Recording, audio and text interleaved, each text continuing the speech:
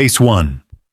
The disappearance of Morgan Nick. Morgan Nick was born on September 12, 1988, in the quiet town of Ozark, Arkansas. Not long after her arrival, her parents welcomed 2 more children, a son, followed by another daughter just a year later. Morgan had a close bond with her younger siblings. They could spend hours playing together, and to them, Morgan was everything. A playmate, a role model, and a source of comfort. As she began learning to read, Morgan often practiced with picture books, taking special pride in reading bedtime stories to her little brother. She also had a deep love for animals. From a young age, she would tell her parents that one day she wanted to become a veterinarian. In elementary school, Morgan joined the Girl Scouts. She loved it, making crafts, going on nature outings, and enjoying the company of other girls her age. It was a bright, simple time in her life. But when Morgan was 6, her world shifted. Her parents decided to divorce. Even so, both remained active in their children's lives, and Morgan continued to spend meaningful time with her dad. In the early summer of 1995, a family friend invited Morgan's mother to a Little League baseball game in the nearby town of Alma. At first, she was hesitant. It was a Friday evening, and Alma was nearly 30 miles away. But eventually, she decided it might be a nice outing and brought Morgan along. It seemed like a harmless way to enjoy a summer night together. On the evening of June 9th, Morgan's mother left the younger children with their grandmother and made the 30-mile drive to Alma. The Little League stadium wasn't large, but that night it drew a sizable crowd. Around 300 people, mostly parents and children from the surrounding area. After arriving, she found her friends, and they settled in to watch the game. But for 6-year-old Morgan, the novelty quickly wore off. Before long, she spotted 2 other children she recognized and asked her mom if she could go play with them and catch fireflies near the stadium. At first, her mother hesitated. It was getting dark, and they were in an unfamiliar town. The thought of letting Morgan wander, even a short distance, made her uneasy. But her friends reassured her. Kids played near the stadium all the time, and there had never been any problems. Reluctantly, she gave Morgan permission. The little girl took off, running happily to join the others. They stayed within view, playing near a small hill not far from the bleachers. Her mother kept an eye on them, occasionally glancing over as the game continued. Roughly 15 minutes later, the game wrapped up. As the players made their way to the bleachers to greet their parents, Morgan's mother looked away, just for a moment. When she looked back, Morgan was gone. She scanned the field and spotted the 2 children Morgan had been playing with, now walking toward the bleachers, but Morgan wasn't with them. Her heart pounding, she approached the kids and asked where her daughter was. They explained that before returning to the stadium, they had stopped to empty the sand from their shoes.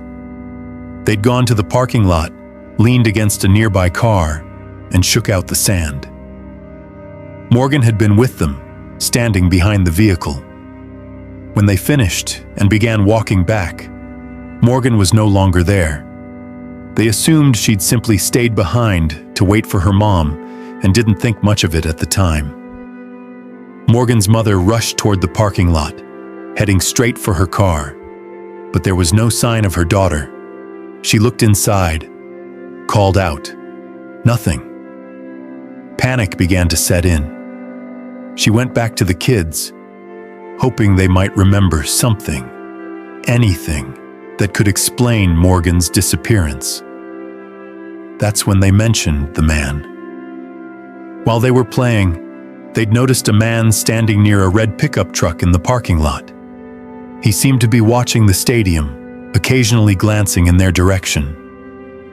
At one point, he even walked over and said something to them, but they couldn't remember what. All they could say was that he had a country accent. Fearing the worst, Morgan's mother didn't hesitate. She picked up the phone and called the police. Don't forget to subscribe to our channel. Your support means a lot to us and helps us grow. A huge thank you to everyone who's been watching. Just 6 minutes after the 911 call, police officers arrived at the stadium. Their first priority was to speak with the children who had been with Morgan moments before she vanished. As they gently questioned the kids, the officers began to piece together a clearer picture of the man seen near the parking lot. According to the children, the man was white, likely between 23 and 30 years old, around 6 feet tall, with an average build. He had dark hair, a mustache, and a beard. But what stood out even more was his vehicle. They described it in striking detail. An older model red pickup truck with Arkansas plates and a white camper shell mounted on the back. That camper shell immediately raised red flags. Not only was it large enough to hide a grown adult, let alone a child, but the kids noted that it didn't seem to fit the truck properly. It looked oddly short, like it had been made for a different model. To investigators, that detail suggested something more deliberate and possibly sinister. The children also recalled that the man was shirtless, wearing only a pair of jeans. Officers began a rapid search of the parking lot, scanning for any sign of a red truck matching the description, but it was gone. With no vehicle to follow, they turned their attention to the rest of the crowd.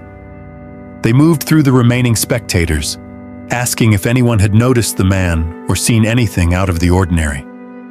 But with a baseball game as the main focus, none of the nearly 300 attendees had noticed anything unusual. No one remembered seeing the red pickup. No one had seen Morgan walk off. The officers expanded their search, combing the area around the stadium, then branching out to nearby streets. Still, there was no sign of Morgan or the man she had last been seen near. Back at the stadium, her mother was devastated.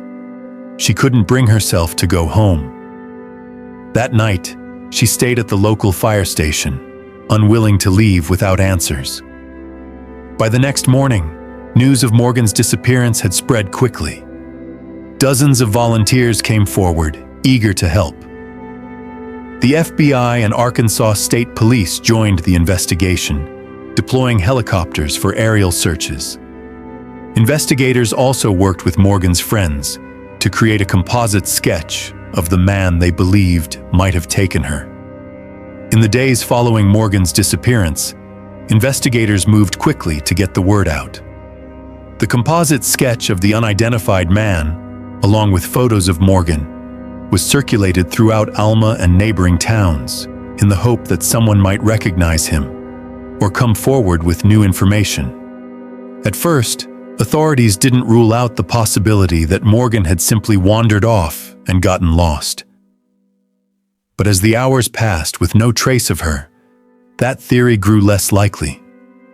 By the 24-hour mark, it became clear. If she had gotten lost, someone would have found her by now. That evening, police began receiving troubling calls from other parents, stories that added a new layer of urgency to the case.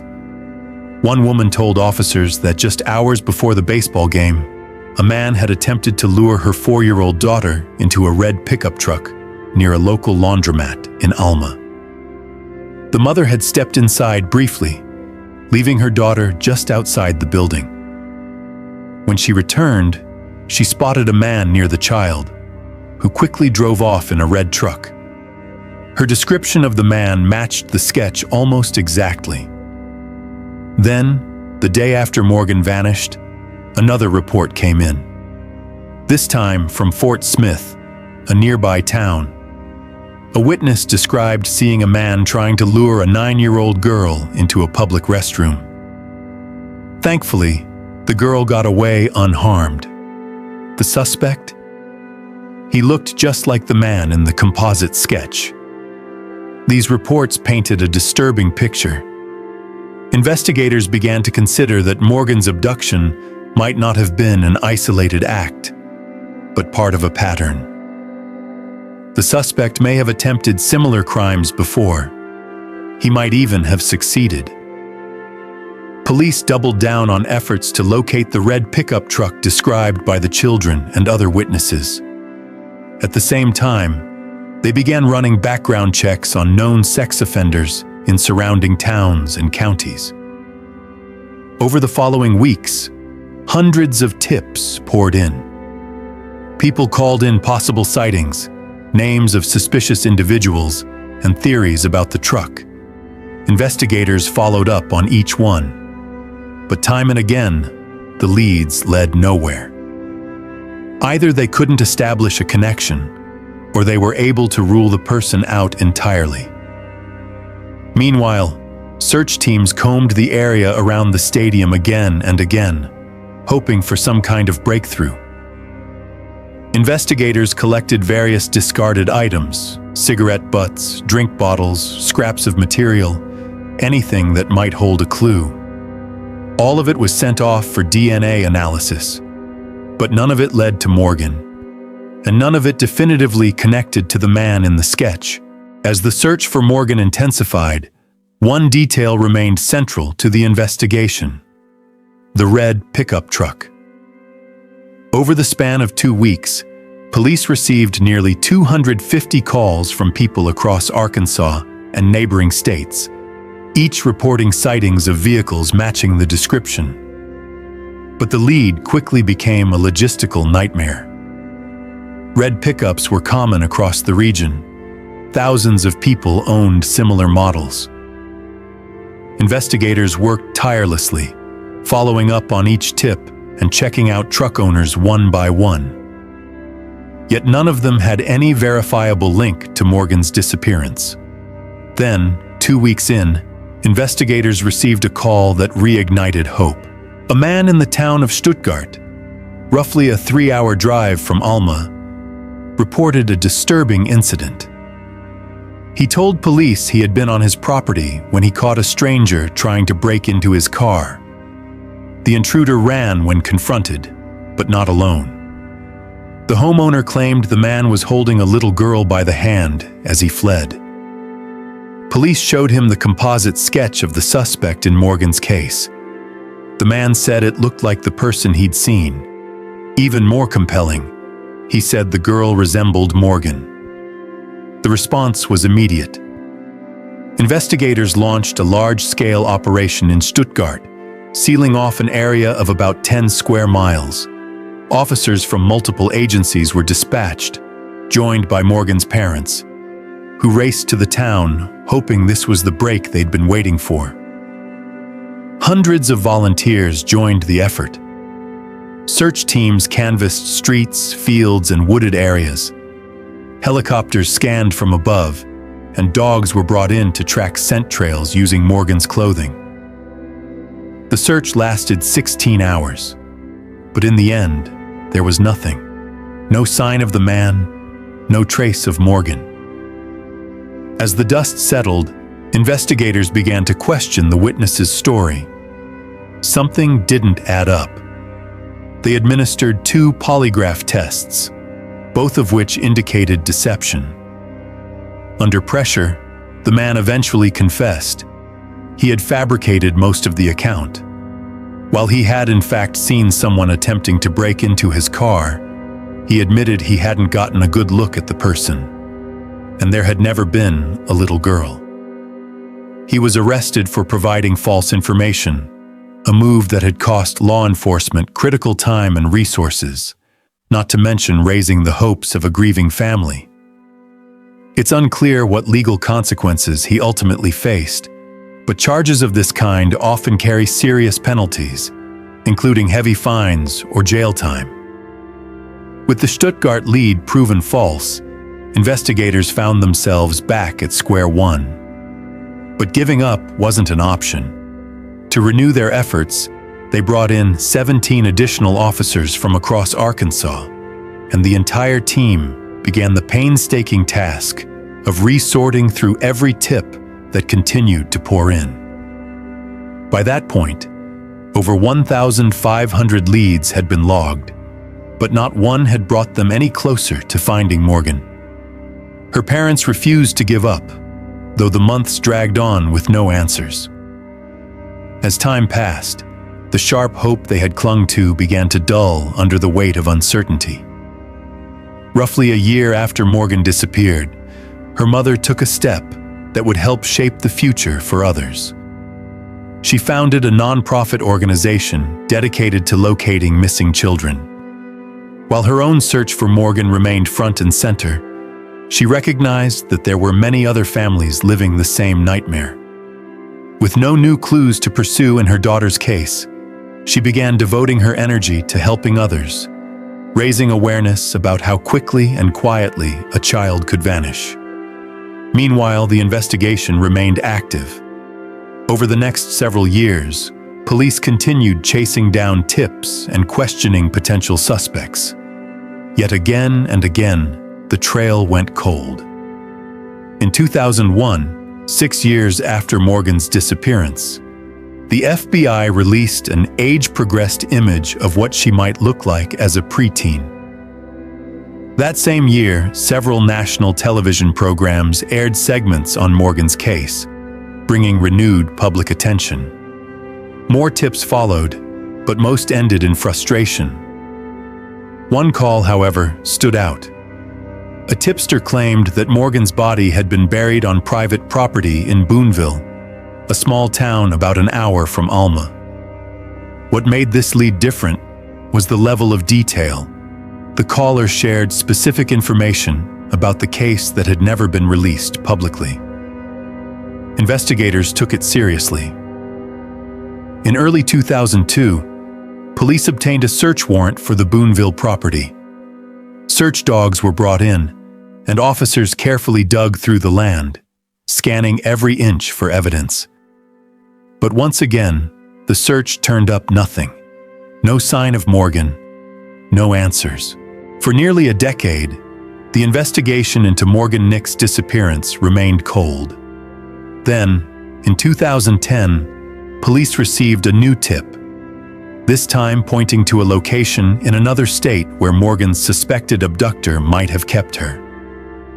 Investigators followed up and conducted a thorough search, but once again, they found no evidence Morgan had ever been there. In a twist, authorities returned in 2017 to the same Boonville property they had searched back in 2002, but for an entirely different reason. A former resident of the home had since been convicted of crimes against minors and was being investigated in a separate, similar case. Hoping for a break, police searched the property again. But just like before, the search turned up no trace of Morgan and no new leads. Then, in 2019, Morgan's story resurfaced in the public eye with the release of a new documentary about the case. For the first time in over 2 decades, police released a photograph of the red pickup truck believed to be linked to the abduction. The image had been captured by someone at the ballgame on the night Morgan vanished, but the photo's poor quality and bad angle made it nearly useless for identifying specific features. Still, authorities hoped it might jog someone's memory. They appealed to the public, asking anyone who might recognize the vehicle or know who owned it to come forward. Several new tips came in, but none brought investigators any closer to solving the case. Then, in 2021, after years of dead ends, police made a long-awaited announcement. They had identified a primary suspect in Morgan Nick's abduction. His name was Billy Lynx. Lynx had first drawn police attention in the early days of the investigation. He had a known criminal history involving minors and, notably, drove a red pickup truck similar to the one seen at the stadium.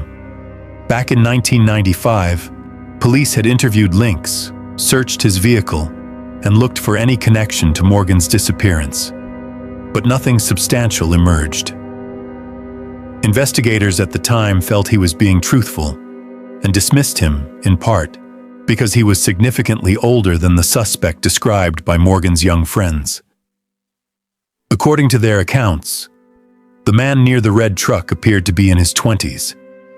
Links was well over 30. With little to tie him to the crime, the case once again drifted into uncertainty, until new evidence years later would bring his name back to the forefront. Nearly 30 years after Morgan Nick vanished, investigators took another hard look at Billy Links. This time, with advances in forensic technology, they hoped modern DNA analysis might reveal something that earlier efforts had missed, particularly any trace of Morgan inside his vehicle. But they were facing serious obstacles. For one, Billy Links had died in prison back in 2000, just 5 years after Morgan disappeared. At the time of his death, he was serving time for a different attempted abduction, one that occurred only 2 months after Morgan went missing. In that case, he had tried to lure a young girl into his car outside a store, but her mother intervened and called the police. Links was arrested shortly afterward. He had been 70 years old at the time and died of natural causes behind bars. Another complication was the red pickup truck.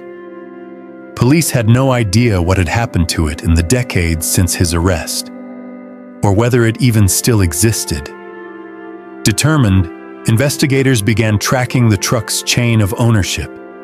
After months of digging through records, they found it. Against all odds, the vehicle was still in use, and the current owner agreed to let police conduct a forensic examination. At first, detectives tempered their expectations. After all, nearly 30 years had passed. Any DNA evidence could have long since degraded or been cleaned away. But then, forensic experts discovered something unexpected. A few hairs embedded in the truck bed. The color and characteristics were consistent with Morgan's hair. The hairs were sent to a specialized DNA lab in Texas, equipped with cutting-edge technology, capable of analyzing even degraded genetic material. The wait was long, 8 months, but the results were worth it. Scientists successfully extracted DNA from one of the hairs. When they compared it to a sample from Morgan's mother, the result was clear. A close familial match, indicating the hair came from someone directly related to her, most likely a child or sibling.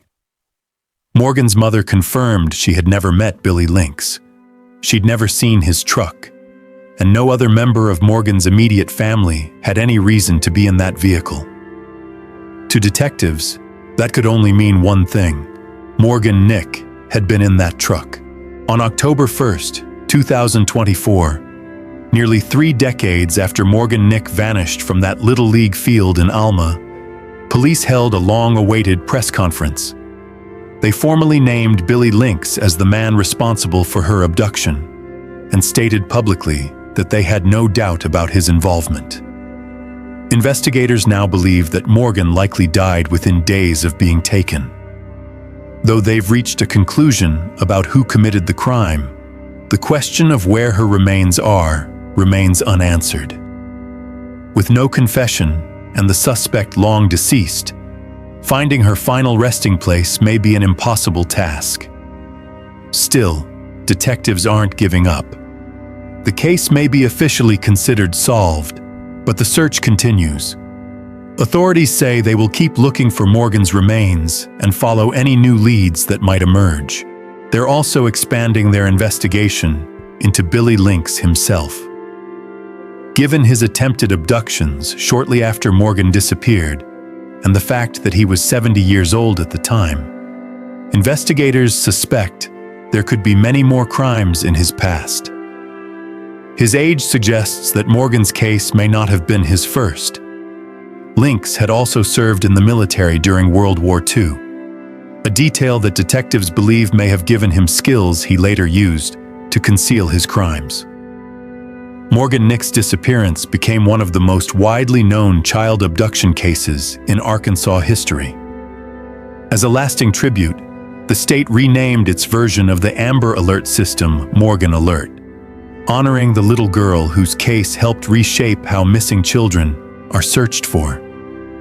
As for her mother, she continues the work she began decades ago, helping other families through the nonprofit she founded in Morgan's name. For her, the mission has been both purpose and survival, and while she accepts what the evidence now shows, she still holds on to a quiet, enduring hope that maybe, just maybe, Morgan is still out there somewhere. Share your thoughts on this story in the comment section. And don't forget to hit the like button and subscribe if you enjoyed this video. Thank you for watching. Case 2. The Murder of Danielle Houchins. On the morning of September 21st, 1996, the town of Belgrade, Montana, was buzzing with excitement. It was the day of the annual town festival, a community favorite filled with music, performances, and neighbors gathering to enjoy the crisp autumn air together. 15-year-old Danielle Houchin had plans to meet up with friends later in the evening, but with a few free hours beforehand, she decided to take advantage of the beautiful weather and go for a walk. The trail she chose ran alongside a river just outside of town, one she knew well. Before leaving, her mother asked her to be back by 2 p.m. and handed Danielle her own wristwatch. Danielle didn't have one yet, and her mom wanted to make sure she'd return on time. Danielle grabbed a bottle of water, promised to be back before the guests arrived, and left the house around 11:30 a.m. When 2 p.m. came and went with no sign of her, her mother began to worry. At first, she assumed Danielle had simply lost track of time, but the unease grew. With guests expected at the house and no word from her daughter, she grabbed a friend and headed to the trailhead. As they pulled into the parking lot, the sight of Danielle's white pickup truck immediately set off alarm bells. Even though she was underage and technically not allowed to drive without an adult, Danielle's parents sometimes let her use the truck around town. It was a quiet place, and she'd already proven to be a capable driver. But now, the truck sat there, doors unlocked, no sign of Danielle. Her mom and friends started down the path toward the river, calling out her name. They didn't get far before spotting Danielle's water bottle and car keys lying on the ground. Panic set in. Something was clearly wrong. Without wasting another moment, her mother rushed to contact the authorities. At first, Danielle's mother thought her daughter might have slipped down a slope or suffered an accident somewhere along the trail. Without a cell phone to call for help, she jumped in her car and drove straight to the police station.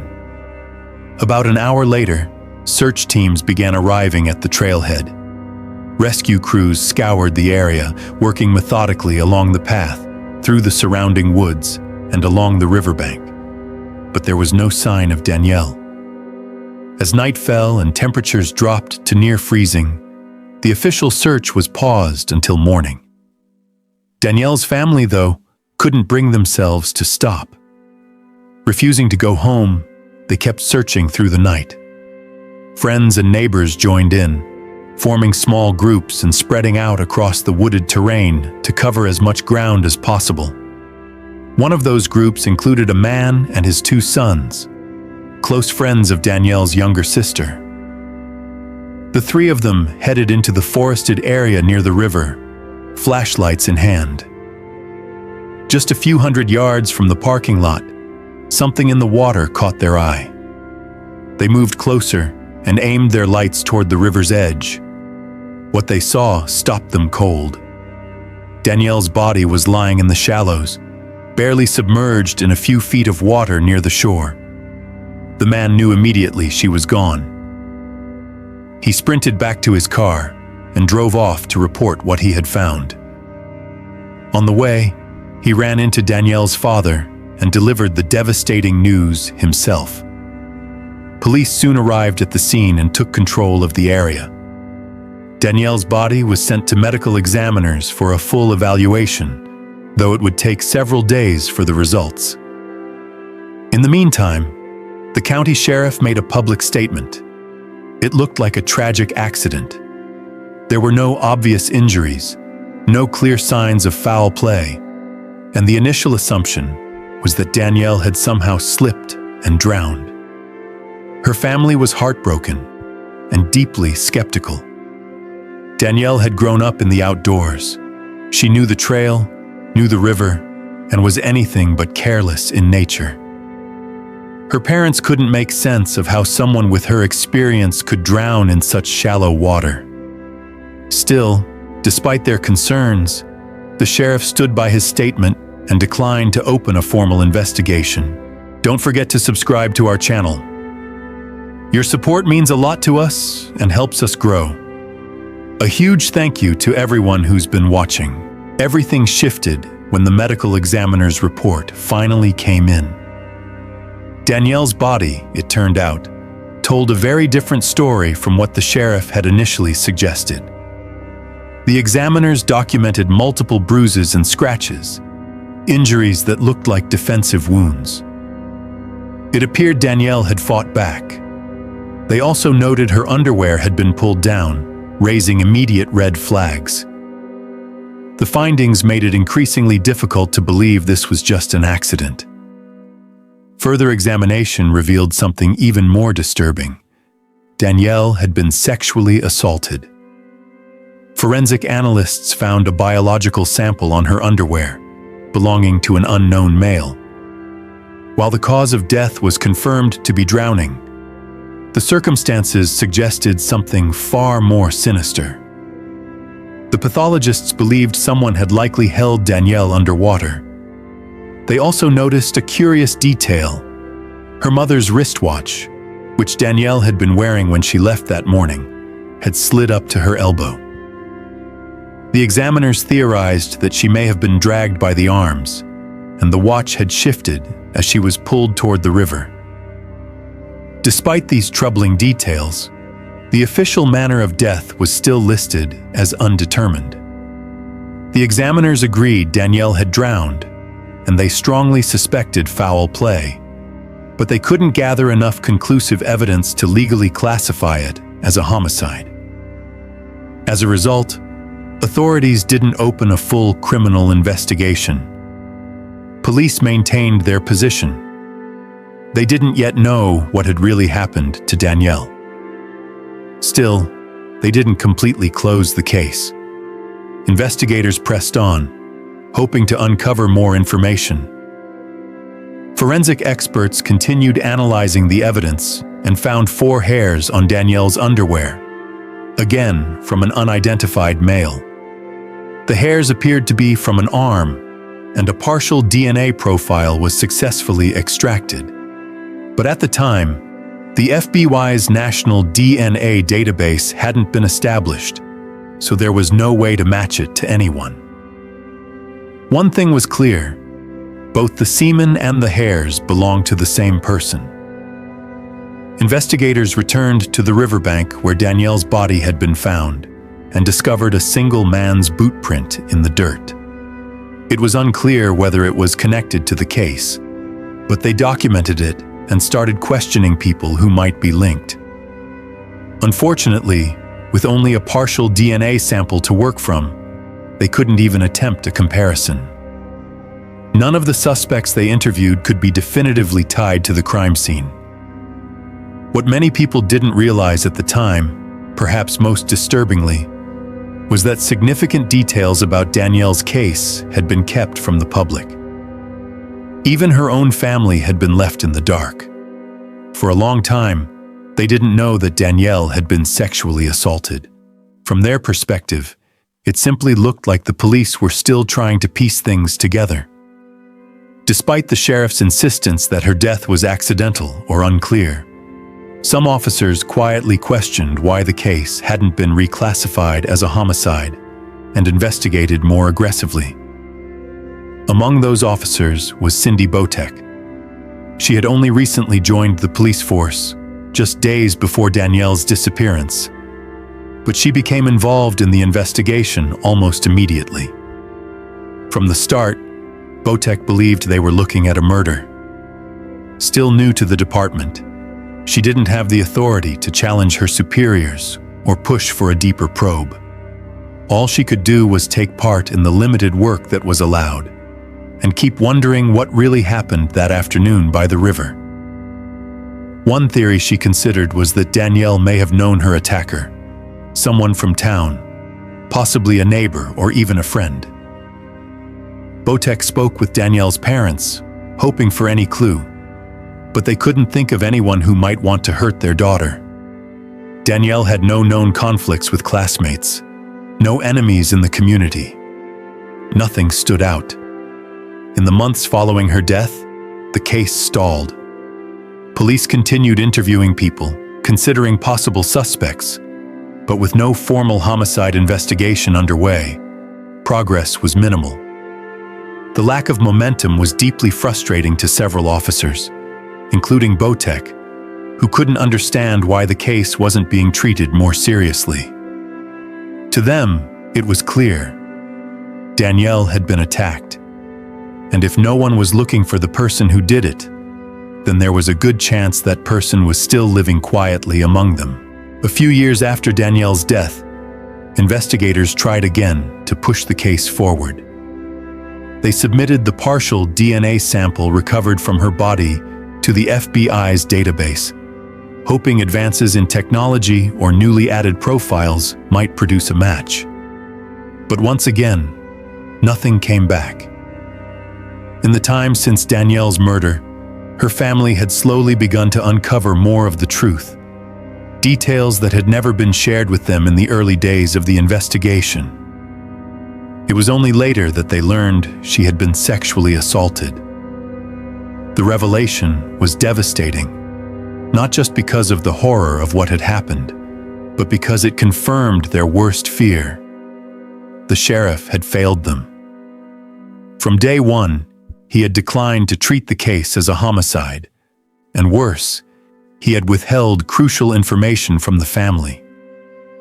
Years later, the sheriff changed his tune. He claimed he had always believed Danielle had been murdered, but this directly contradicted his public statements to local media at the time of her death, where he clearly said there wasn't enough evidence to classify it as a homicide.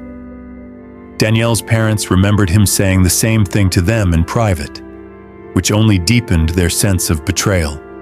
In his defense, the sheriff tried to shift the blame to the medical examiners, arguing that their classification of the manner of death as undetermined had prevented him from launching a full investigation. But for Danielle's family, that explanation rang hollow. They believed the sheriff was simply trying to dodge responsibility. Everyone knew that the early days after a murder are critical, and in Danielle's case, those early opportunities had been missed.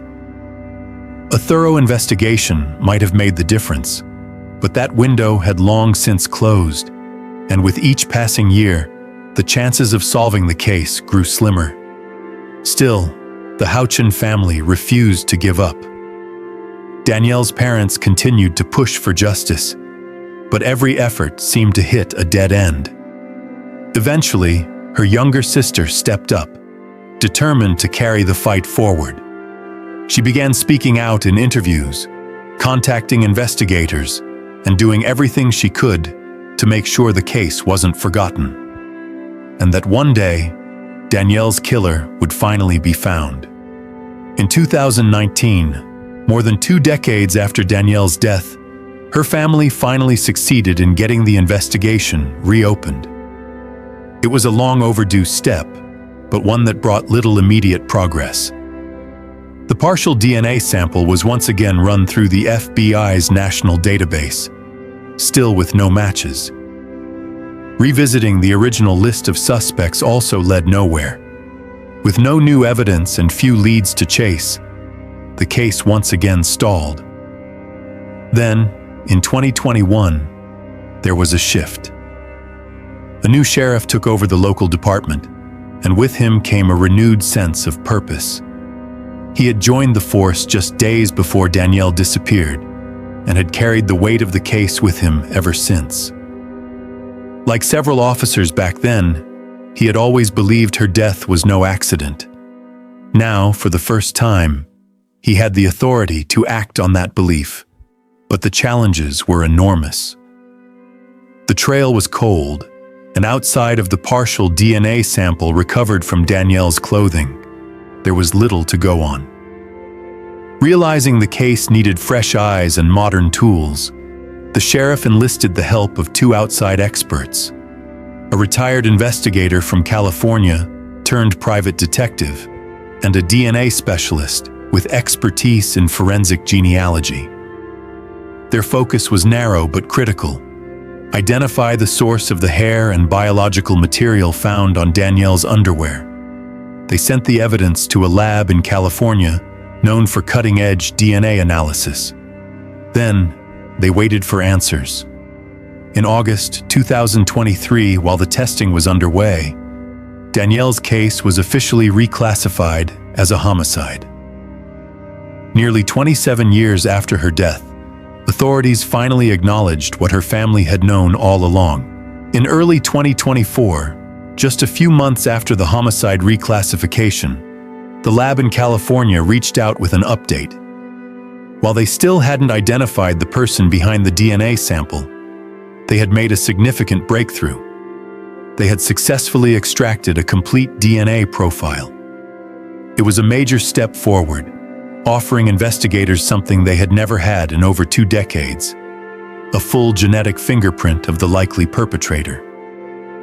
With that, the team sent the profile to another lab in Virginia that specialized in genetic genealogy. Their hope was that this next phase could finally link the DNA to a name. Then came the wait. Several months passed before the call finally came. The Virginia lab explained that they had uploaded the DNA profile to public genetic databases, platforms where people voluntarily submit their DNA in search of relatives or ancestry information. These databases had been used to crack open many cold cases in recent years by building out family trees to identify suspects. But in this case, they didn't have to build anything. To everyone's surprise, they got an immediate, perfect match. The DNA belonged to a man who had willingly submitted his sample to the database, a rare occurrence in criminal investigations. His name was Paul Hutchinson, a 55-year-old man living in the small town of Dillon, roughly 100 miles from where Danielle was killed. Digging into his past, investigators found that in 1996, Hutchinson had been 27 years old and studying biology at the University of Montana, just 12 miles from Belgrade. He also worked for Montana's Bureau of Land Management and was married with 2 children. What stood out most was what wasn't there. Hutchinson had no criminal history, not a single prior offense. On paper, he was a family man with a respectable job and a clean record. With their suspect identified, investigators now needed one final piece of confirmation: a direct DNA sample. On July 23rd, they headed to Paul Hutchinson's workplace to make contact. As they arrived at the Bureau of Land Management office, they spotted him standing outside with a group of co-workers. The detectives approached and asked him to come down to the station for a few questions. They later recalled how his face visibly changed. The color drained, and his demeanor shifted immediately. Still, Hutchinson agreed to go with them. At the station, detectives took their time. They began by asking general questions about unsolved cases in the region. Initially, Hutchinson remained composed, but everything shifted the moment they placed a photo of Danielle Houchin in front of him. He became visibly distressed, sweating, scratching at his face, even biting at his hands. He struggled to stand and stumbled over a chair trying to get up. To the detectives, his reaction spoke volumes. It wasn't a confession, but it felt close. Despite his behavior, Hutchinson denied any involvement in Danielle's murder. But a confession wasn't necessary. Detectives collected a fresh DNA sample and sent it to the lab for testing. With no formal charges filed yet, they let him go, pending the results. Immediately after the interrogation, the detectives made a call Danielle's family had been waiting nearly 28 years to receive. They informed her sister that they had found Danielle's killer. They explained that although charges couldn't be filed just yet, they were confident the DNA test would confirm what they already knew. For her, it was a long-awaited sense of relief and the first real step toward justice. She also knew this would mark the beginning of a lengthy legal process, but the case took an unexpected and tragic turn the very next day. On the morning the DNA results were due to arrive, Hutchinson called his local police station. He said he needed help, gave his location, and abruptly hung up. Responding officers found his car parked along the side of the road. Inside, they discovered Hutchinson's body, a gun lying next to him. He had taken his own life before the DNA results could be officially returned. In the aftermath of Paul Hutchinson's death, detectives closed the case with one firm conclusion: he had acted alone. There was no note left behind in the car, but the motive seemed obvious. Faced with the near certainty of life in prison, Hutchinson likely saw no way out. For his wife and children, the revelation was devastating. They had no idea what he had done nearly 3 decades earlier, and they hadn't even known he'd been questioned by police. The truth came out only after his death, and they learned about the accusations at the same time they were told he was gone. Friends and colleagues were equally stunned. Hutchinson had spent years building a reputation as a loyal friend and a dedicated family man. No one in his circle suspected anything darker in his past. But for detectives, there was no question about his guilt. In August 2024, investigators held a press conference to announce the results of the long-awaited DNA analysis. The findings were definitive. Hutchinson's DNA was a perfect match with the semen and hairs found on Danielle Houchin's underwear. They believed it had been a crime of opportunity. There was no evidence to suggest Danielle and Hutchinson knew each other. It appeared she had simply crossed his path near the trail that day, and in that moment, he chose to attack. To ensure she couldn't identify him, he killed her. For Danielle's family, the news of Hutchinson's death didn't bring sorrow. It brought a measure of closure.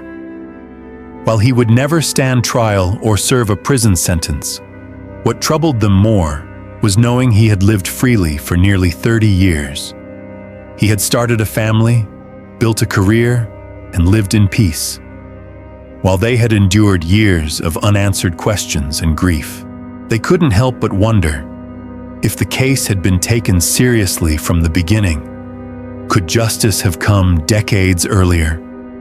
In the days following the press conference, Hutchinson's wife reached out with a public statement. She offered her condolences to Danielle's family, making it clear that she neither defended nor excused her husband's actions. Share your thoughts on this story in the comment section. And don't forget to hit the like button and subscribe if you enjoyed this video. Thank you for watching. Case 3. The Murder of Ellie Gould. Ellie G. was born on February 6, 2002, in the quiet British town of Cal. She grew up surrounded by a large, close-knit family. In addition to her parents and older brother, many relatives lived nearby, and they all remained closely connected. From a young age, Ellie developed a deep love for animals, especially horses. Her parents regularly took her to local stables, and before long, they decided to get her a pony of her own. Horseback riding quickly became a passion. Ellie began training seriously and soon started competing in local events, where she achieved impressive results. Alongside her dedication to riding, she had clear goals for her future. She planned to study psychology after finishing school and hoped to one day joined the mounted police. By early 2019, 17-year-old Ellie was in her final year of school. Known for her easygoing nature, she had many friends and was the kind of person who avoided drama and got along with just about everyone. That same year, she started dating a classmate, her first relationship, and she was excited about the new experience. On the morning of May 3rd, Ellie followed her usual routine. She got up early to prepare for the day, though she didn't have any morning classes and wasn't expected at school until noon. She had arranged for a friend to pick her up later in the day, said goodbye to her parents as they left for work, and stayed home to wait. But later that morning, Ellie sent her friend a message. She said she had decided to skip school and told her not to come by. It didn't seem like anything unusual, just a teen deciding a couple of classes weren't worth the trip. Her friend didn't think twice and headed to school alone. Around 3 p.m., Ellie's father came home from work. As he stepped into the kitchen, he was met with a scene no parent is ever prepared for. Ellie was lying face down on the floor, surrounded by a large pool of blood. At first, he thought it might have been some kind of accident. Maybe she had slipped and hit her head. But then he noticed the blood splattered across the room and saw a knife lodged deep in her neck. Her hands were still wrapped tightly around the handle. Ellie's father immediately called emergency services and began performing first aid under the guidance of the 999 operator. But it was already too late. Ellie showed no signs of life. As he knelt beside her, trying desperately to help, he came to a crushing realization. His daughter was gone. Paramedics arrived minutes later, but there was nothing they could do. They confirmed Ellie was deceased and estimated she had been dead for at least 4 hours. Her body showed multiple stab wounds, the majority clustered around her neck. For Ellie's parents, the news was almost impossible to process. Even when the police explained that this was no accident, that Ellie had been murdered, they couldn't believe it. Her father was in deep shock, struggling to accept the reality. For him, it felt like some horrible, surreal mistake. Her body was transferred to the medical examiner's office, where an autopsy revealed the full extent of the violence. Ellie had been stabbed 13 times. There were also signs of strangulation, suggesting the killer had first tried to choke her, and when that failed, grabbed a kitchen knife. Defensive wounds along her arms and hands told a heartbreaking story. Ellie had fought back. She had tried to survive. While forensic teams worked the scene, police began the investigation. They brought Ellie's parents in for questioning, hoping for any insight into who might have wanted to harm their daughter. When asked if anyone came to mind, both parents looked at each other, then gave a single name: Thomas, Ellie's boyfriend. Her mother explained that the relationship had begun just a few months earlier. At first, Ellie was excited. This was her first real romance, and Thomas seemed like a perfect match. He was polite, well-liked, a top student, and a member of the school's rugby team. But it hadn't stayed perfect for long. Things began to unravel quickly. Don't forget to subscribe to our channel. Your support means a lot to us and helps us grow. A huge thank you to everyone who's been watching. As the relationship progressed, Thomas began to demand more and more of Ellie's time. He wanted to be with her constantly, and when she couldn't meet those expectations, tensions started to rise. Ellie, focused on preparing for her final exams and caring for her beloved ponies, simply couldn't give him the kind of attention he was asking for. Instead of easing off, Thomas's behavior only intensified. He became upset whenever she was unavailable, accusing her of not prioritizing their relationship. He called and texted her throughout the day, then grew angry if she didn't respond quickly enough. The constant pressure was beginning to wear on Ellie. Her parents had long sensed that something wasn't quite right. Thomas had never felt like a natural fit for their daughter. He was quiet and withdrawn during visits to their home, which stood in sharp contrast to Ellie's cheerful and outgoing personality. They figured the relationship wouldn't last, and they were right. Just a few months in, Ellie began to consider ending things. Thomas's controlling behavior was making her increasingly uncomfortable. She also knew she needed to stay focused on her academic future. With her university goals in sight, Ellie made a decision. On May 2nd, just one day before she was found dead, she broke up with Thomas. When police spoke to Ellie's friends, they learned more about what happened next. According to them, Thomas hadn't taken the breakup well. He continued to call and message Ellie, urging her to reconsider and asking to meet in person. But Ellie wasn't interested in reopening the conversation. She wanted space and refused to engage. Their mutual friends noticed a sharp shift in Thomas's behavior that day. He seemed emotionally unstable. Later that evening, he posted a message on social media, describing how difficult the last few days had been. He mentioned not only the breakup with Ellie, but also that his father had recently been diagnosed with cancer and his aunt had passed away. The post ended with Thomas saying he was struggling to cope and planned to seek support from the school counselor. After Thomas posted about his emotional struggles on social media, several of his friends reached out to check on him. When they spoke with him, he appeared genuinely distraught. He talked openly about feeling overwhelmed, and his friends described him as deeply depressed. But when police asked whether they believed Thomas could have harmed Ellie, the answer was unanimous. They didn't think it was possible. Still, with the growing list of red flags, investigators decided it was time to speak with him directly. Before that, they took a closer look at Ellie's phone. There, they discovered a key detail. Thomas had messaged her on the morning of May 3rd, asking to meet. Detectives visited Thomas at home and began by asking where he had been that morning. He told them his mother had driven him to school as usual, but that he had been feeling too upset to attend classes. Instead of going in, he waited until she left, walked to the bus stop, and headed back home. On the way, he sent a message to one of his teachers, informing them he wouldn't be at school that day. According to Thomas, once he got home, he stayed there the rest of the day, doing homework and trying to relax. At one point during the conversation, he asked the officers, "Is Ellie okay?" That's when they broke the news. Ellie was dead.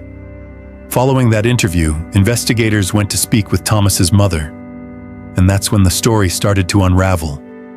She confirmed that she had dropped Thomas off at school that morning, but when she returned home later in the day, he wasn't there. Detectives went back to confront him about the discrepancy. Thomas then changed his story, claiming he hadn't actually gone back into the house immediately. Instead, he said he had hidden in a closet and waited until his mother left again for work, because he didn't want her to know he had skipped school entirely. During this second conversation, officers also noticed fresh scratches on Thomas's face. When asked how he got them, he claimed they were self-inflicted. But investigators weren't convinced. Medical examiners had already concluded that Ellie had fought back during the attack. Those scratches could just as easily have been the result of that struggle. Meanwhile, police canvassed Ellie's neighborhood and interviewed her neighbors. One resident offered a potentially significant detail. Earlier that morning, they'd seen a man walking up toward Ellie's house.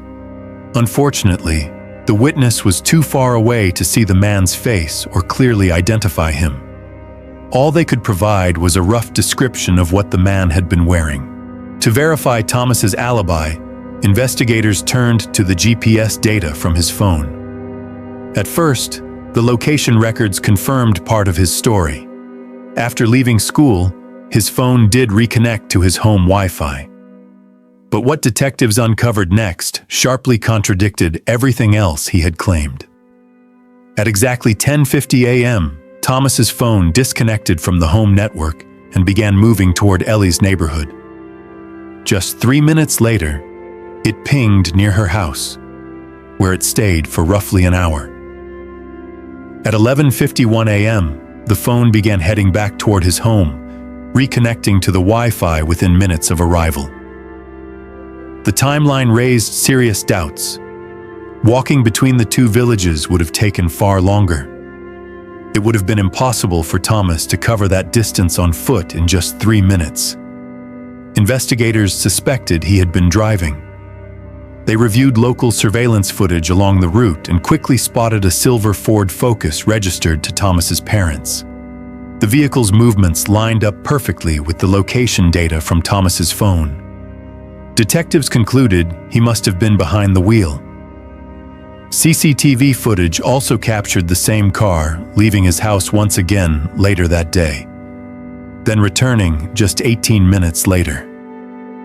There was no clear footage showing where the vehicle had gone during that short window, but based on the route and time frame, police were able to narrow down the general area where Thomas might have stopped.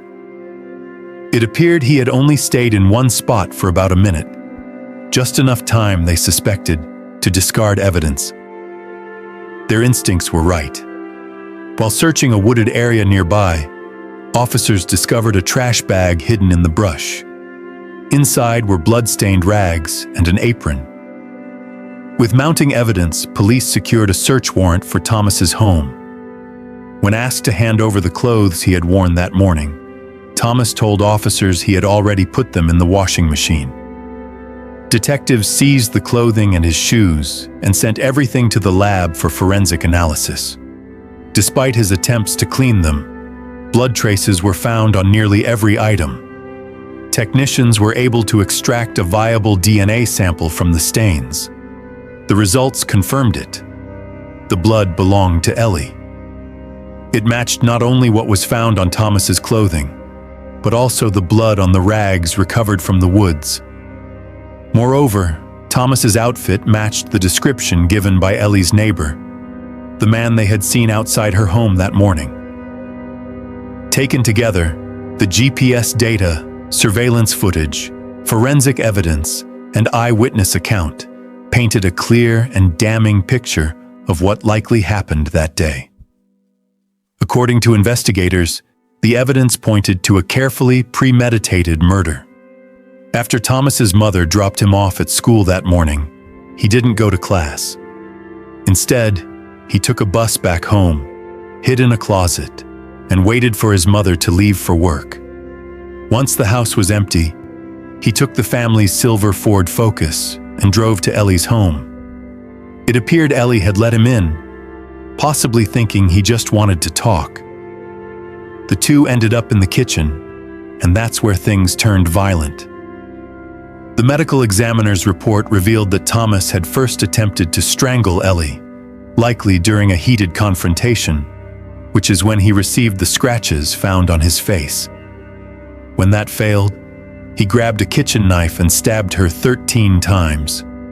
For nearly an hour after the attack, Thomas stayed at the scene.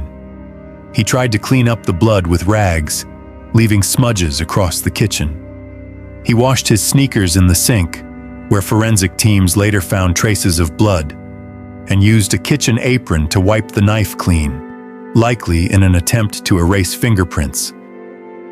Then, in a chilling move, he placed the knife in Ellie's hand and positioned it near her neck, apparently hoping to stage the scene to look like a suicide. Detectives also recalled the text message Ellie's friend had received that morning, the one saying she wasn't going to school and asking not to be picked up. They concluded it had been sent after her death. Thomas had likely unlocked her iPhone using her fingerprint and sent the message himself, hoping to delay the discovery of her body. But Thomas's efforts to cover his tracks didn't end there. After discarding the blood-stained rags and apron in a wooded area and tossing his clothes into the washing machine at home, he approached a neighbor and asked for a ride back to school. There, he attended his remaining classes, chatted with friends, and even visited the school nurse. He told the nurse he was struggling emotionally, mentioning the recent breakup with Ellie, his father's cancer diagnosis, and the recent death of an aunt. Concerned about his mental health, the nurse contacted his mother, who picked him up and took him home. Later that day, before Ellie's body had even been discovered, Thomas posted about his emotional struggles on social media. Investigators later concluded that all of these steps were designed to build an alibi. Within hours, detectives had pieced the story together. That same evening, Thomas, then 17 years old, was arrested on suspicion of murder. During his initial police interrogation, he denied any involvement. But when the case moved to court, he abruptly changed his version of events. At the first hearing on August 29, 2019, 4 months after Ellie's death, Thomas stood before the judge and confessed to killing her. But there was a twist. He now claimed that he had gone to Ellie's house that morning to study. An argument broke out, and according to him, everything after that became a blur. He recalled trying to strangle her, but insisted he didn't remember the rest. Prosecutors rejected the claim, pointing to multiple inconsistencies. Ellie had made it clear to friends and family that she no longer wanted anything to do with Thomas. The idea that they were studying together made little sense, especially since she had arranged a ride to school later that morning. And if Thomas's memory truly was blank, the prosecution asked, how could he explain spending an hour cleaning the crime scene, staging the body, disposing of evidence, and crafting an alibi? The court agreed. In November 2019, Thomas was found guilty of murder. Before sentencing, he gave a final statement, apologizing to Ellie's family and expressing what appeared to be genuine remorse. But there was one complicating factor. Because Thomas was only 17 at the time of the crime, his age impacted the sentence. The judge gave him a life sentence with the possibility of parole after 12 years. An additional 5 years were added for the brutality of the crime. This means Thomas could potentially walk free at the age of 34. The verdict sparked immediate outrage, not just from Ellie's family, but from people across the country. Many were stunned that someone who had carried out a premeditated, calculated murder could receive a sentence that allowed for parole in just 12 years. Despite the public outcry, the court's decision stood. Legally, nothing could be done to reverse it. Ellie's father spoke publicly, expressing his deep frustration. He warned that the sentence sent a dangerous message and feared that Thomas, once released, would still pose a threat to society. In his words, Thomas was a psychopath who should never be allowed to walk free again. Motivated by what they viewed as a miscarriage of justice, Ellie's parents turned their grief into action.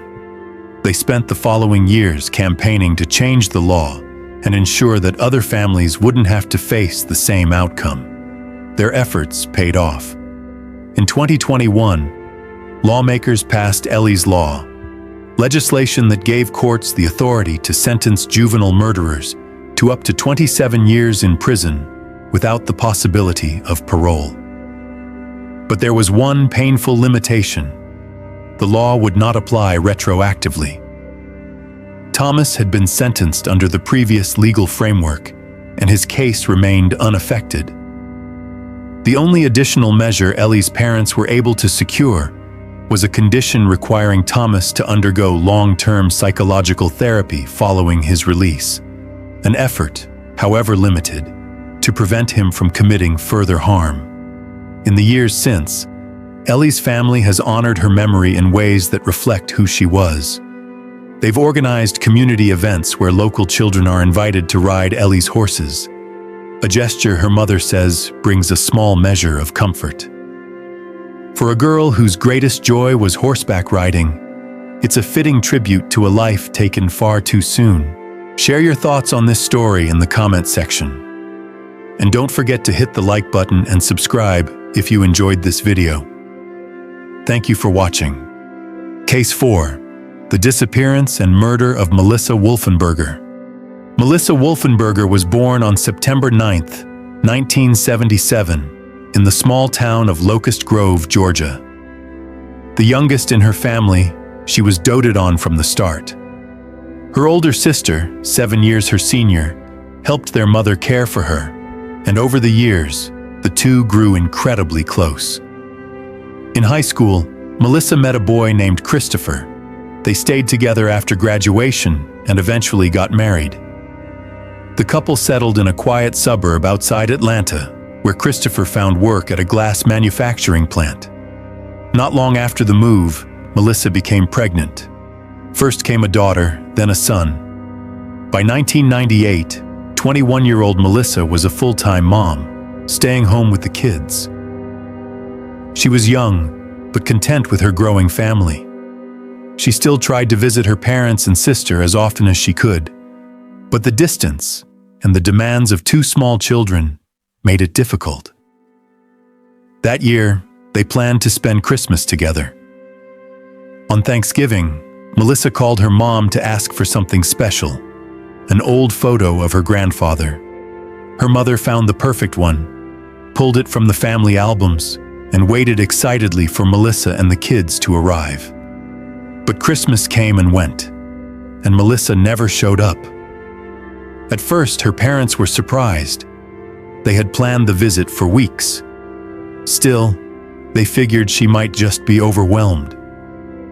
She was caring for 2 toddlers and had recently started a job at a local cafe to help make ends meet.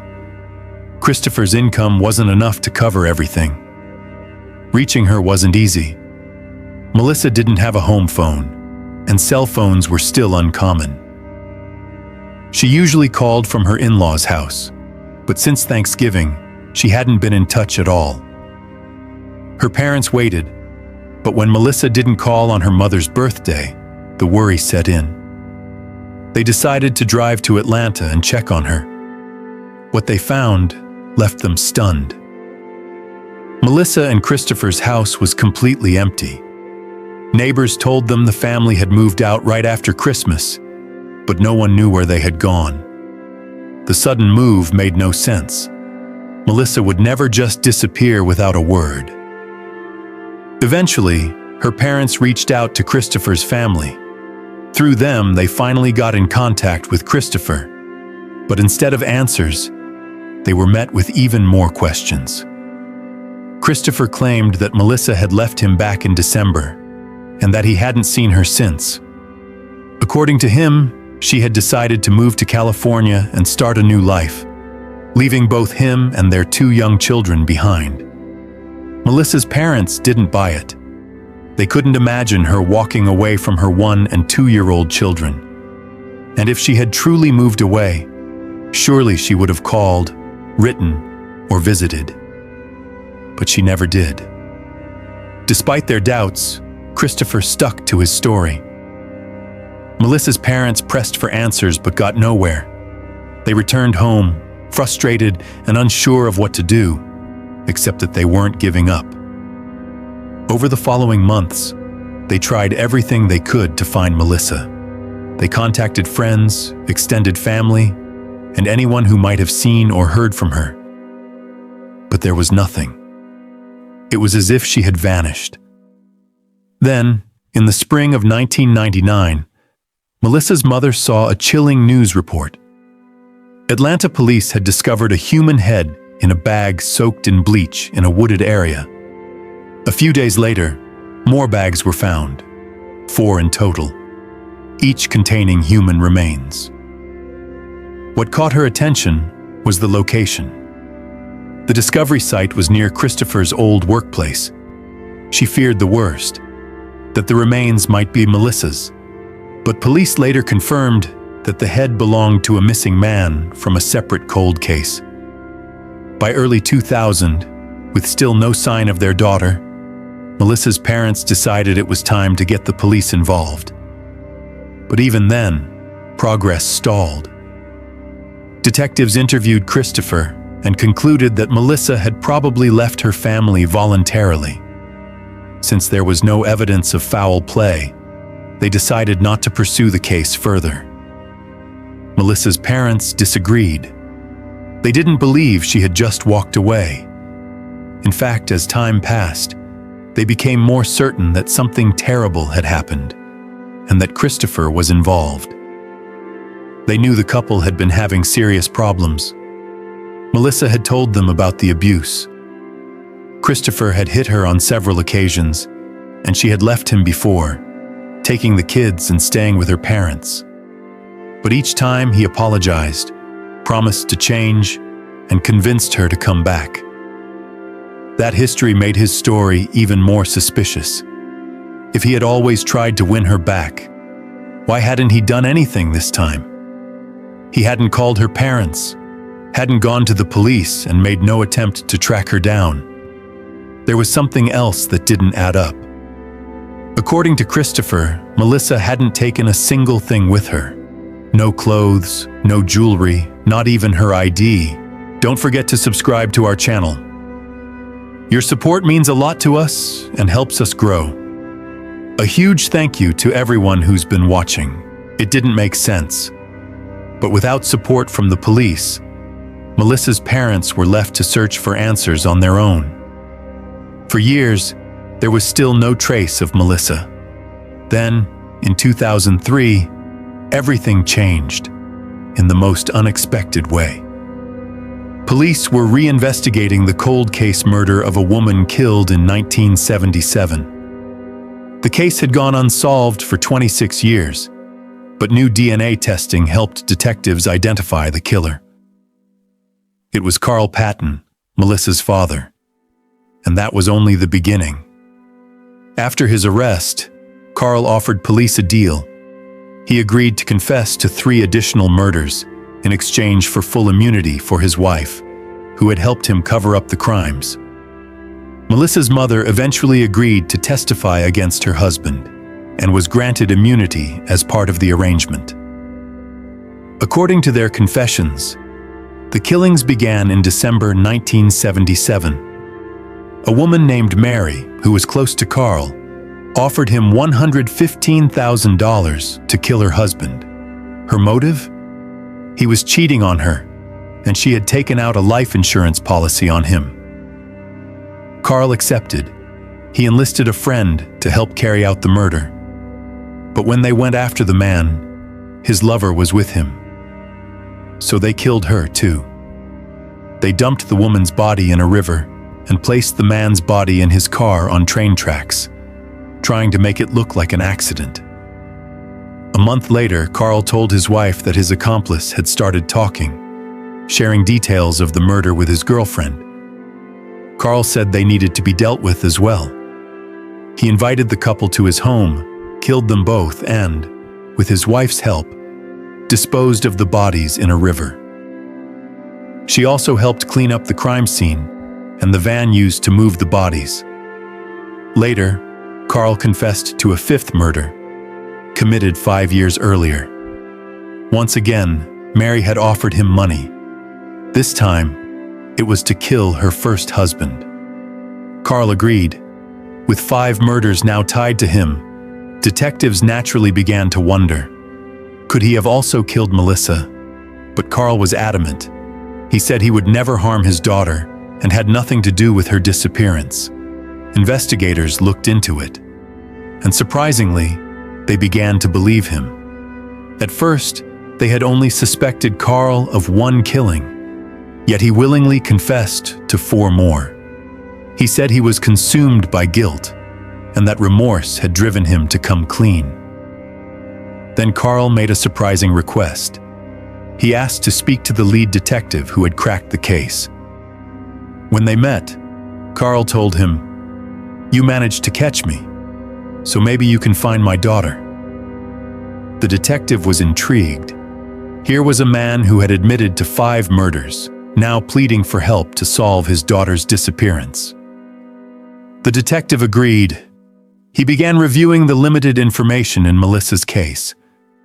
One thing stood out right away: those bags of human remains found near Christopher's workplace 4 years earlier. At the time, police had assumed the remains belonged to a man.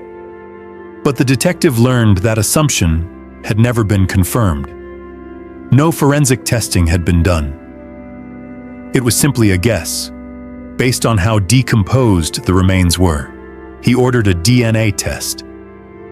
Since Carl's DNA was already on file, they had a direct comparison. The results confirmed what Melissa's parents had feared all along. The remains belonged to Melissa.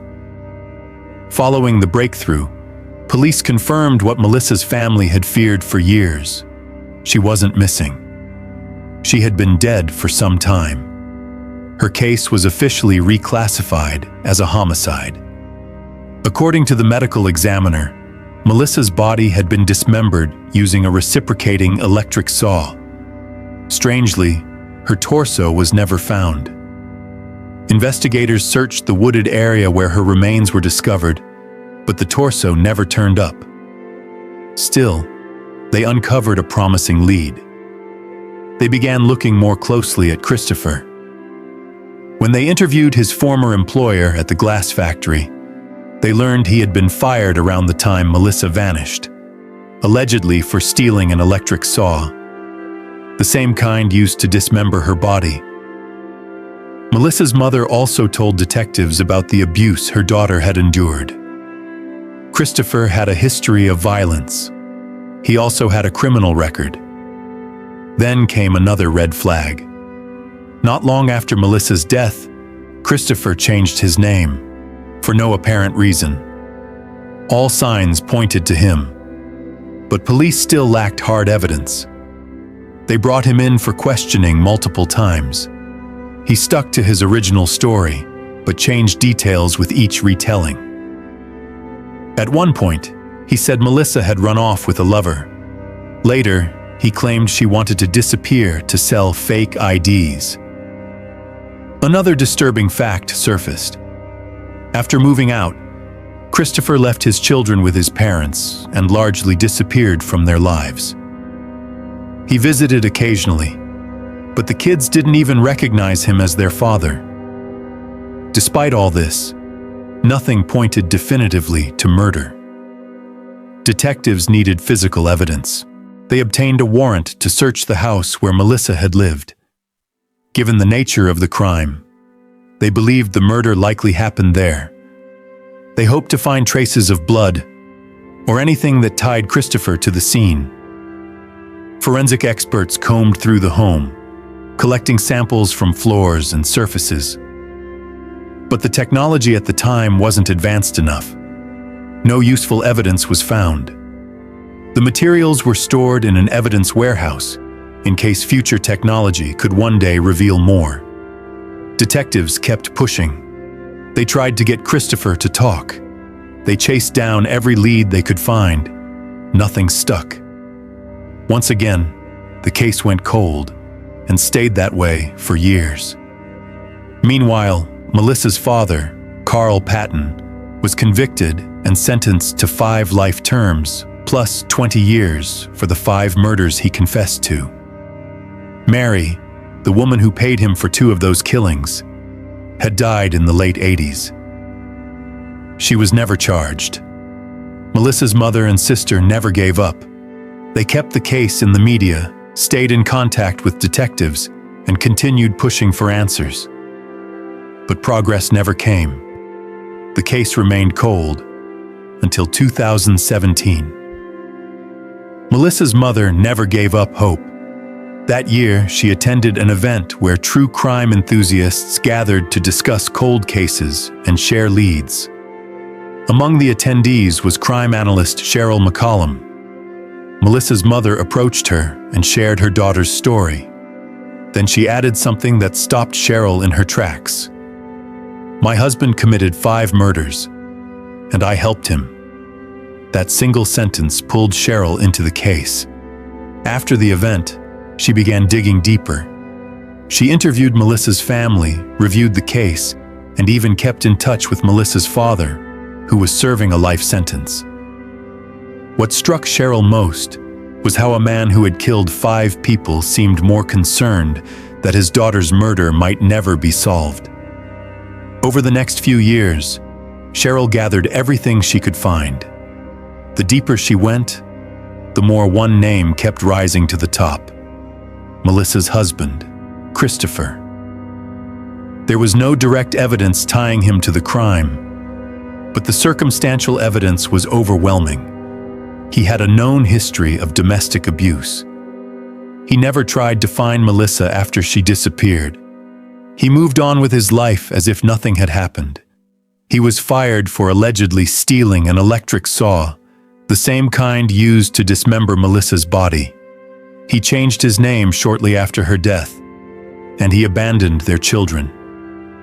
To Melissa's family, there was no doubt, and that included her children, who were now grown and actively helping Cheryl in her search for answers. Cheryl also consulted with well-known figures in the true crime community, including journalist Nancy Grace and several law enforcement professionals. After reviewing the case, they all reached the same conclusion: Christopher was the most likely suspect. But without a single piece of undeniable evidence, the case remained stuck. Nancy Grace encouraged Cheryl to start a podcast to bring renewed attention to the case.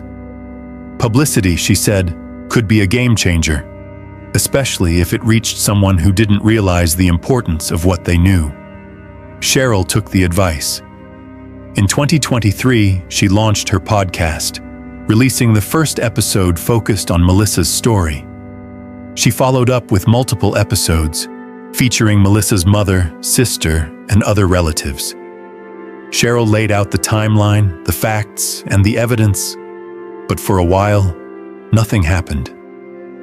Then, in April 2024, something finally broke. After releasing a new episode, Cheryl was contacted by a man who had stumbled across the podcast. He believed he had information that could help. He told Cheryl that shortly before Melissa's disappearance, he had witnessed a serious argument between Melissa and Christopher. The details of what he saw were not made public. Detectives chose to keep that information confidential for the sake of the investigation. But sources indicated that Christopher had allegedly threatened Melissa during the altercation. Cheryl passed the tip to the police. It became the turning point. Detectives reopened the case. Over the next 3 months, they re-examined evidence, re-interviewed witnesses, and used updated forensic technology to analyze everything, especially the bags containing Melissa's remains and materials from the house she shared with Christopher. Then, in August 2024, investigators held a press conference. 25 years after Melissa's murder, her husband had finally been arrested. As with the witness testimony, police have not released specific details about the evidence uncovered during the renewed investigation. Some sources suggest that advanced forensic tools may have revealed DNA or other key evidence directly linking Christopher to the crime. The decision to withhold details is standard procedure. The less information available before trial, the harder it is for the defense to prepare counter-arguments or undermine the evidence. For now, Christopher remains in jail, awaiting trial. A preliminary hearing, where he'll enter a plea, has yet to take place. Melissa's family has little doubt that justice will be served. Investigators seem just as confident. All signs point to substantial evidence, strong enough to be difficult, if not impossible, to dispute. After nearly 26 years, the case is finally approaching its conclusion. Melissa's story has captured national attention, and for good reason. Her death was only confirmed after her father, convicted of 5 unrelated murders, asked police to look into her disappearance. A podcast later brought the case back to life, attracting the key witness who ultimately led to its reopening. And now her husband, long suspected, has finally been arrested. Melissa's children believe their father is guilty. They hope justice is close, and with it, the truth. But for now, they wait. A confession may be the only way they'll ever truly understand why it happened. Share your thoughts on this story in the comment section. And don't forget to hit the like button and subscribe if you enjoyed this video. Thank you for watching. Case 5, the murder of Janelle Patton. Janelle Patton was born on June 30th, 1972, in Sydney, Australia. As an only child, she was the center of her parents' world. From a young age, she developed a deep love for music, playing both piano and clarinet, and was active in her school's music group. After high school, she enrolled in medical school but dropped out after a year to focus on her career. She took a job at a bank and worked her way up, but over time, the fast pace of city life began to wear her down. She started dreaming of somewhere quieter. In October 1999, at 27, Janelle moved to Norfolk Island, a remote, self-governed territory nearly 1,000 miles from mainland Australia. With only around 2,000 residents, Norfolk was tight-knit and peaceful. Crime was virtually non-existent, and new faces were rare aside from tourists. Janelle settled in quickly. She got a job at a local hotel, made friends, and embraced the island's slower pace. Life felt simpler. In late March 2002, a year and a half after her move, her parents came to visit for the first time. Janelle was thrilled. They arrived on March 30th, and she spent the day proudly showing them around the island. The next morning, March 31st, Janelle had a shift at the hotel. After work, they planned to meet again. Since her rented cottage was too small for guests, she'd booked her parents a hotel room nearby. Don't forget to subscribe to our channel. Your support means a lot to us and helps us grow. A huge thank you to everyone who's been watching. Janelle finished her shift around 11 a.m. and headed out for her usual walk, a short loop from her home to a scenic lookout. Her parents expected her around noon. When she didn't show up, they assumed she was delayed and went for a walk themselves, leaving a note at her door. By 2:30 p.m., the note was still untouched. Worried, they tried calling her, but got no response. On such a small island, it was unthinkable that someone could simply vanish. They went to her cottage, unlocked, which wasn't unusual for Norfolk. Her car was parked outside. Nothing inside suggested anything was wrong. Just then, a friend of Janelle's arrived. When told she hadn't been seen all day, the friend suggested checking her walking route. They drove along the path, but found nothing. Back at the hotel, they spoke to the manager who called around the island. No one had seen Janelle. It was now 8 p.m. Her parents called the police. At the station, officers listened, then gave them chilling news. An hour earlier, a tourist from New Zealand had found a body near Narrow Waterfall. She had noticed a large black bag, and when she got closer, saw a human hand sticking out from underneath. Police arrived and discovered the body of a woman, partially clothed, with visible injuries. As Janelle's parents spoke with police, the scene was still being processed.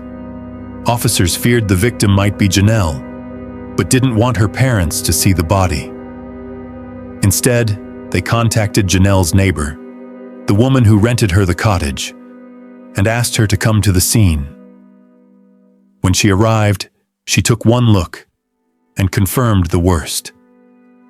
It was Janelle Patton. The body was handed over to the medical examiners, and even in the early stages, it was clear this was a murder. The news stunned the entire island. Norfolk hadn't seen a homicide since 1893. Crime of any kind was rare. Local police were used to dealing with minor scuffles or the occasional domestic dispute. Never a case like this. Realizing they were facing something far beyond their usual scope, they called in reinforcements. Investigators from mainland Australia flew in immediately. The medical team soon discovered 64 separate injuries on Janelle's body, bruises and cuts, many of which appeared to be caused by a sharp object, possibly broken glass. That theory was backed up by shards of glass found tangled in her hair, believed to have come from a smashed bottle. There were also deep bruises on her wrists, suggesting she had been held down during the attack, raising the possibility that more than one person was involved. Alongside the cuts, examiners found stab wounds, pointing to the use of a knife as well. Traces of green and white paint were discovered on Janelle's skin, clothing, and in her hair.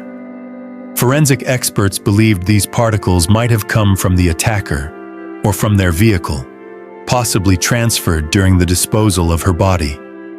Some of Janelle's clothing was missing, raising early suspicions of a sexual motive. But after examination, the forensic team found no evidence of sexual assault. They did, however, uncover a DNA sample from an unknown female on her body. That discovery only deepened the mystery. The investigation was further complicated by an intense but brief rainstorm that hit the island around 3:30 p.m. that day. While it may have washed away crucial evidence, like footprints, blood traces, or other forensic materials, it helped narrow down the timeline. Rainwater had pooled in the black plastic sheet covering Janelle's body. That meant she had been left there before the storm hit, likely dead and undiscovered for at least 3 hours. While forensic teams searched for physical clues, police worked to reconstruct Janelle's final movements. They learned that after leaving work, she stopped at a local store before heading home. Not long after, her landlord saw her leaving for her daily walk. Roughly 10 minutes later, a resident reported driving past Janelle as she walked along the road. The next sighting came from someone who lived near the end of that walking route. She saw Janelle standing beside a white car, talking to the driver. She believed there were 2 men inside, but acknowledged there might have only been one. Just 5 minutes later, 2 other residents living nearby said they heard what sounded like a child crying in the distance. Another man reported hearing a scream, but by the time he stepped outside, everything had gone quiet. Based on the witness accounts, police concluded that the attack likely happened around 11:45 a.m., just half an hour after Janelle's shift had ended. With no strong leads, investigators sent the black plastic sheet that had covered Janelle's body to the mainland for advanced forensic testing. The results came back sometime later. Experts had found 10 fingerprints on the sheet, but all of them were smudged, making identification difficult. Still, detectives pushed forward. They compiled a list of everyone on the island the day of the murder. Over 2,700 people, including both locals and tourists. Authorities asked everyone between the ages of 15 and 70 to voluntarily submit fingerprints and DNA samples. About half complied. Out of 1,300 sets of prints, not a single match was found. With nothing usable from the fingerprints, police shifted their focus to Janelle's personal relationships. Her diary became a critical piece of evidence. It contained detailed entries about her life on the island and her interactions with various residents. From the diary, investigators learned that Janelle had a falling out with one of her friends. When she first moved to Norfolk, this friend helped her find temporary housing, staying with a man the friend knew. But Janelle moved out shortly after, following what appeared to be disagreements.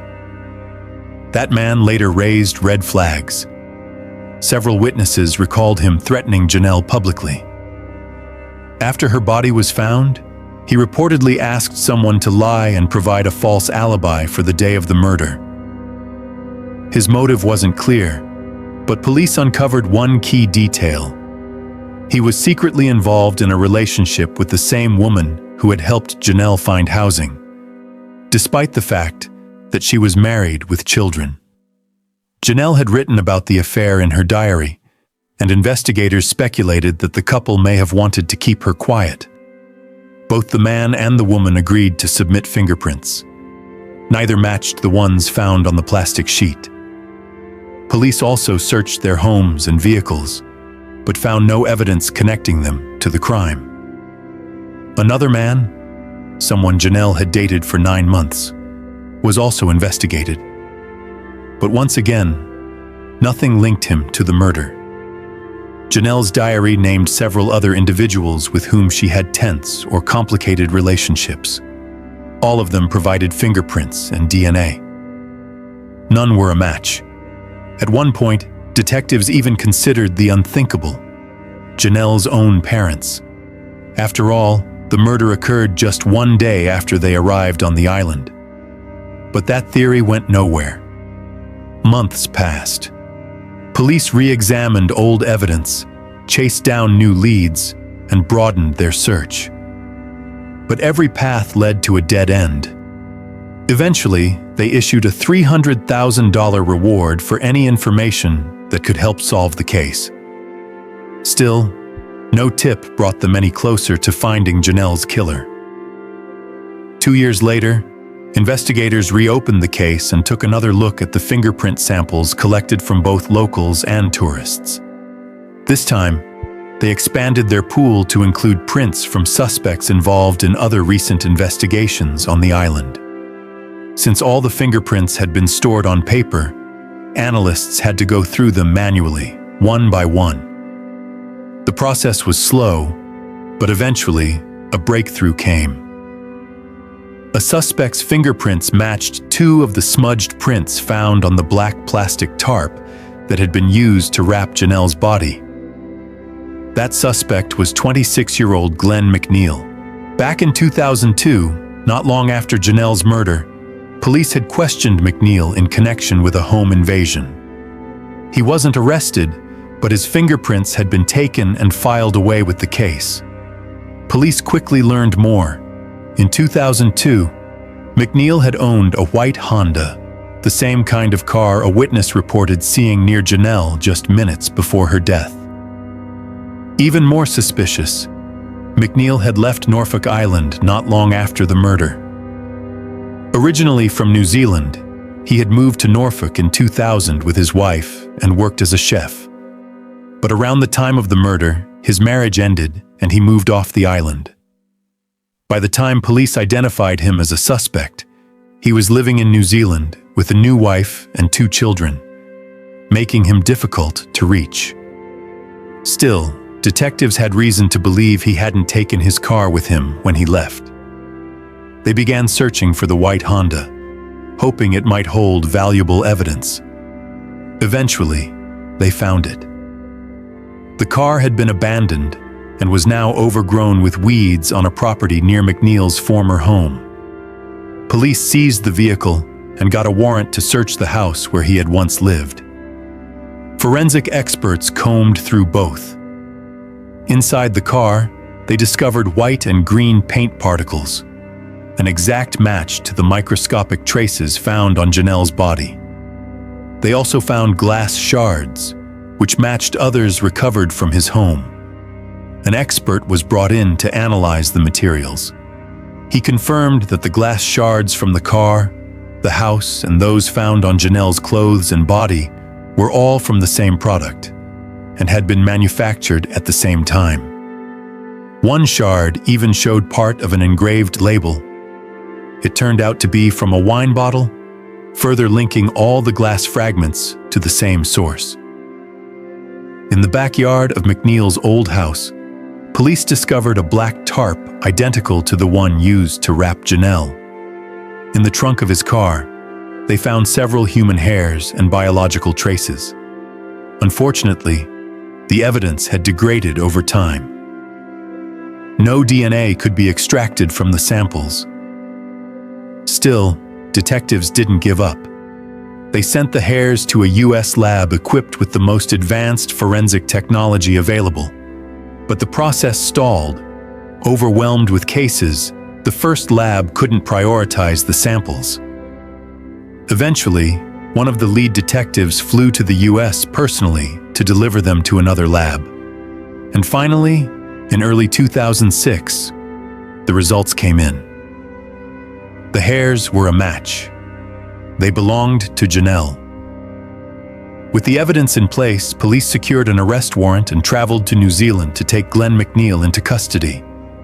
He was extradited to Australia and formally charged with Janelle Patton's murder.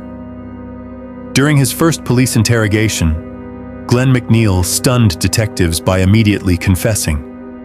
He claimed that on the morning of Janelle's murder, he had smoked weed and gone for a drive around the island. At some point, he bent down to grab a pack of cigarettes, lost sight of the road, and hit something. At first, he thought he'd struck an animal, but when he stepped out of the car, he saw a woman lying underneath it. Panicked, McNeil said he loaded the body into his trunk and drove home. Once there, he spent several hours using drugs. Later, he claimed he heard noises coming from the trunk and realized the woman was still alive. That's when, according to him, he grabbed a kitchen knife, opened the trunk, and stabbed her multiple times. He then wrapped the body in a tarp and dumped it near the waterfall. But detectives quickly saw through the story. Almost nothing in McNeil's account matched the forensic evidence. Medical examiners confirmed Janelle's injuries weren't consistent with being hit by a car. His version also didn't explain the wrist bruising, the cuts from broken glass, or why parts of her clothing were missing.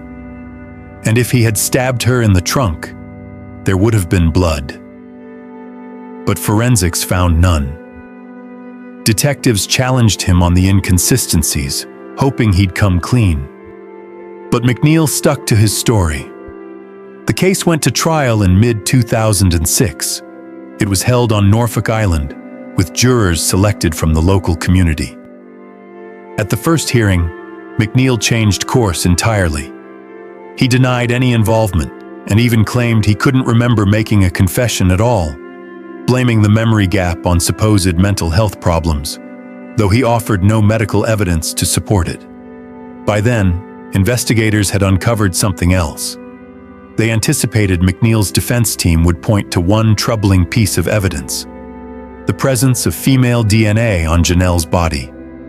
It wasn't just found on her clothes, but under her fingernails, suggesting she may have scratched a woman during a struggle. This raised the possibility that a woman may have been involved and threatened to complicate the entire case. After McNeil's arrest, detectives began asking around, trying to find any connection between him and Janelle. One of Janelle's friends recalled a strange moment just 2 or 3 weeks before the murder. Janelle had asked her if she knew a woman named Alicia and her husband, Glenn McNeil. The friend said she didn't know them personally, but had seen them around. Janelle didn't elaborate. She simply changed the subject. That same friend later remembered seeing Alicia on the day of the murder. She was outside the hotel, acting strangely, and covered in something red. When asked about it, Alicia, looking nervous, claimed it was just paint and quickly walked away. At the time, the friend didn't think much of it and never mentioned it to police, until they questioned her about McNeil and his wife. Alicia was called to testify in court.